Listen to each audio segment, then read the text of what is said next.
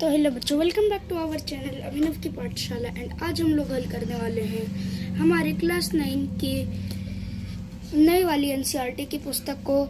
And आज हम लोग इसके चैप्टर नंबर 2 यानी कि रैखिक बहुपदों का परिचय के प्रश्नावली नंबर 2.2 को हल करने वाले हैं। तो शुरू करते हैं। सबसे पहला हमारा जो क्वेश्चन है वो है रैखिक बहुपद 5x-3 का मान ज्ञात करिए यदि x बराबर 0, x बराबर -1 और x बराबर 2 हो तब। तो यहाँ पर x का मान 0 है, तो 5x - 3 इसको हम लोग क्या कर सकते हैं, 5 ब्रैकेट में 0 -3। अब 5 को 0 से गुना करेंगे तो कितना आएगा, 0 और -3 बच गया क्या, -3। तो हमारा आंसर क्या आया, -3। सेकंड है कि x बराबर -1, तो 5x - 3 बराबर किसके हो जाएगा, 5 ब्रैकेट में -1 -3। यानी कि 5 को अगर हम लोग -1 से गुना करेंगे तो -5 और -3, तो माइनस माइनस प्लस, लेकिन साइन के किस चीज़ का आएगा, माइनस का, तो -8। तो यहाँ पर आएगा -8। अब नेक्स्ट थर्ड क्वेश्चन। तो थर्ड क्वेश्चन क्या है, x = 2, तो 5x - 3 बराबर किसके, 5 ब्रैकेट में 2 -3, यानी कि 10 - 3 = 7। सेकेंड क्वेश्चन ये क्या है, हम लोगों को एक बहुपद दिया हुआ है 7s² - 4s + 6, जिसका हम लोगों को मान निकालना है और s के मान दिए हुए हैं। तो सबसे पहले है कि s बराबर 0, तो इसको हम लोग लिख सकते हैं 7 0 का स्क्वायर, 7 गुने 0 का स्क्वायर -4 × 0 और प्लस का 6, यानी कि 7 × 0 -0 + 6, यानी कि 0 + 6 = 6। नेक्स्ट सेकंड क्या है, सेकंड की s बराबर -3, तो s बराबर क्या, -3, तो 7 ब्रैकेट में -3 का स्क्वायर -4 गुने -3 और प्लस का 6, यानी कि 7 गुने का 9, क्योंकि -3 का स्क्वायर और 3 का स्क्वायर दोनों सेम आएगा, 9 आएगा। किसी भी संख्या का स्क्वायर या वर्ग ऋणात्मक नहीं हो सकता है। तो अब यहाँ पे -4 गुने -3 यानी कि +12 और +6 = 63 + 18, तो ये 81 आ जाएगा। और नेक्स्ट थर्ड s बराबर 4, तो 7 गुने 4 का स्क्वायर -4 गुने 4 और जोड़ का 6, यानी कि 7 गुने 16 -16 + 6, यानी कि 112 और -10, यानी कि 102। Next third number question. Salil की माँ की वर्तमान आयु से 3 गुनी है 5 वर्ष पश्चात। दोनों की आयु का योग क्या हो जाएगा, 70 वर्ष। अब दोनों की वर्तमान आयु हम लोगों को अभी ज्ञात करनी है। तो सलील की आयु क्या है, ये है x। अब सलील की माँ की आयु उसकी 3 गुनी है, तो यहाँ पर हम लोग इसको 3x मान लेते हैं। अब 5 वर्ष बाद दोनों की आयु का योगफल क्या है, 70। तो हम लोग यहाँ पर 5 वर्ष बाद के स्टेटमेंट्स भी लिख लेते हैं कि 5 वर्ष बाद सलील की आयु x + 5 और सलील की माँ की आयु 3x + 5। ओके, तो यहाँ पर हम लोगों ने स्टेटमेंट्स लिख लिए हैं। तो सलील की आयु अब 5 वर्ष बाद क्या हो जाएगी, x + 5 और उसकी माँ की आयु 3x + 5, दोनों का योग हो जाएगा 70। तो अब क्या करेंगे हम लोग,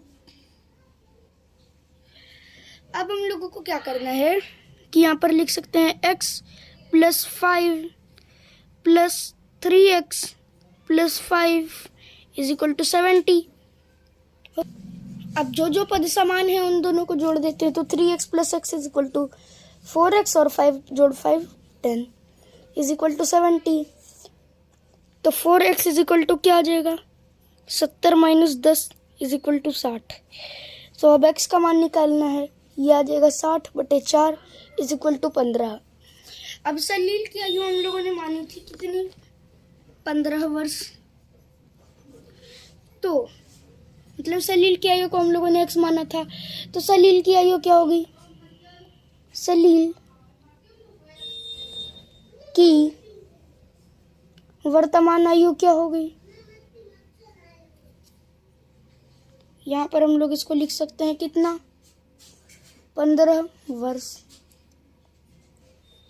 अब सलील की माँ की वर्तमान आयु भी हम लोगों को लिखनी है। सलील की माँ की वर्तमान आयु ये क्या होगी, ये होगी 3 गुने 15, क्योंकि वो तो उससे 3 गुना ज़्यादा है एज, तो ये आ जाएगी 45 वर्ष उनकी आयु। नेक्स्ट 4th क्वेश्चन, हमारा जो 4th नंबर का क्वेश्चन है वो है दो धनात्मक पूर्णांकों का अंतर 63 है। अब दोनों का अनुपात क्या है, 2:5। तो यहाँ पर हम लोग क्वेश्चन लिख लेते हैं। ओके, तो यहाँ पर हम लोगों ने लिख लिया स्टेटमेंट्स। अब यहाँ पर क्या है कि दो धन पूर्णांक, इन दोनों का अंतर क्या है 63, और इन दोनों का अनुपात क्या है 2:5। यानी कि ये दोनों में कुछ संख्या कॉमन है एंड बाकी जो अनकॉमन है वो 2 और 5 यहाँ पर हम लोगों को दिया हुआ है। तो कॉमन चीज क्या है वो हम लोगों को नहीं पता है, उसको हम लोग x मान लेते हैं। तो ये क्या हो गया 2x और 5, ये हो गया 5x। तो बड़ा कौन सा है 5x, इसमें हम लोग घटा देते हैं 2x, तो आएगा क्या 63। ओके, यानी कि 3x इज इक्वल टू 63 आ गया। अब हम लोग x का मान निकाल लेते हैं, तो ये आ जाएगा 63/3 इज इक्वल टू 21। अब x निकल गया, हम लोगों को निकालना है 2x और 5x।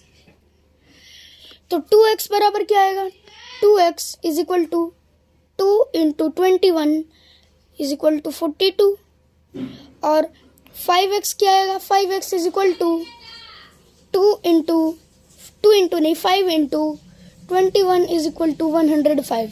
अब अगर हम लोग इन दोनों को घटाएंगे तो हमारा आंसर आ जाएगा 63। नेक्स्ट आते हैं 5th क्वेश्चन पर। ओके, तो नेक्स्ट जो हमारा नेक्स्ट 5वां नंबर का क्वेश्चन है, ये है कि रूबी के पास 2 रुपयों के सिक्कों की संख्या 5 रुपयों के सिक्कों की संख्या से 3 गुनी है। अब उसके पास कुल 88 रुपये हैं, तो दोनों प्रकार के सिक्कों की संख्या ज्ञात करिए। अब यहाँ पर हम लोग करेंगे क्या कि 2 रुपए के सिक्के को 2x मान लेंगे और 5 रुपए के सिक्के को हम लोग 5x मान लेंगे। अगर ऐसा नहीं करेंगे तो हमारा आंसर आगे में गलत आ जाएगा। तो सबसे पहले क्या करना है, 5 रुपए के सिक्के को हम लोगों ने क्या माना, 5 रुपए के सिक्के को हम लोगों ने माना, क्या मान लिया 5x। अब 5x माना है क्योंकि इस तरीके से करेंगे तो हमारा आंसर सही आएगा। अब 2 रुपए के सिक्के को हम लोगों ने क्या मान लिया, 2 रुपए के सिक्के को माना 6x। अब 6x क्यों माना, क्योंकि इसकी संख्या 5x की 3 गुनी है, तो 3 इंटू 2x यहाँ पर लिख सकते हैं इज इक्वल टू 6x। अब दोनों का योग क्या होगा, दोनों का योग आ जाएगा कितना 88 रुपीज। तो इसका मतलब ये है कि 5x plus 6x is equal to 88 rupees. यानी कि 11x is equal to 88 rupees. तो x बराबर 88 रुपीज़, 88 रुपीज़ बटे का 11, यानी कि x बराबर 8 रुपीज़। अब 5 के सिक्कों की संख्या क्या है? 5 रुपए के सिक्कों की संख्या ये क्या आएगी? 5 गुने 8, मतलब ये तो x है। अब यहाँ पर हम लोगों को 5 को हटा देना है, ठीक है ना। 5 को मान लिया हम लोगों ने, हटा दिया, तो ये क्या आएगी? 5 गुने 8, यहाँ पर 40 आ जाएगी। मतलब 5 के रुपयों के जो सिक्कों का मान है वो 40 रुपये आना चाहिए, यानी कि हम लोग यहाँ पर इसको 8 मान लेंगे।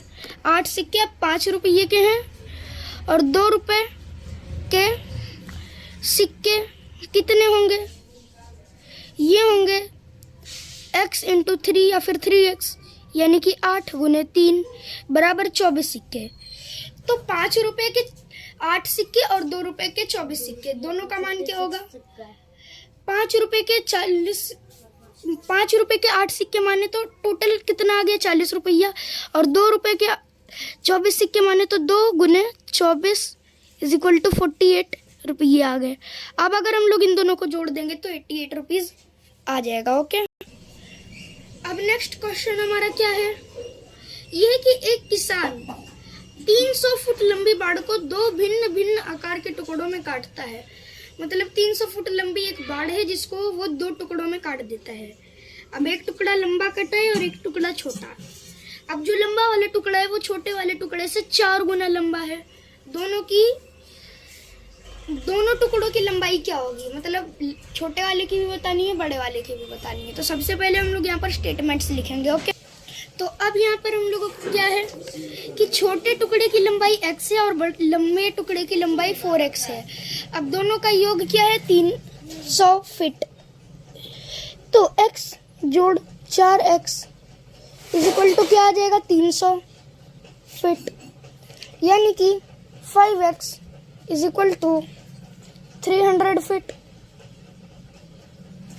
तो x बराबर क्या आ जाएगा? 300 बटे का 5 फीट, यानी कि 60 फीट। अब x बराबर 60 फीट, तो फिर हम लोगों को 4x निकालना है। तो 4x क्या आ जाएगा? 4 गुने 60 फीट, यानी कि 240 फीट। लंबे टुकड़े की लंबाई हम लोगों को बतानी है। लंबे टुकड़े की लंबाई ये क्या आएगी? ये आ जाएगी 240 फीट। और छोटे टुकड़े की लंबाई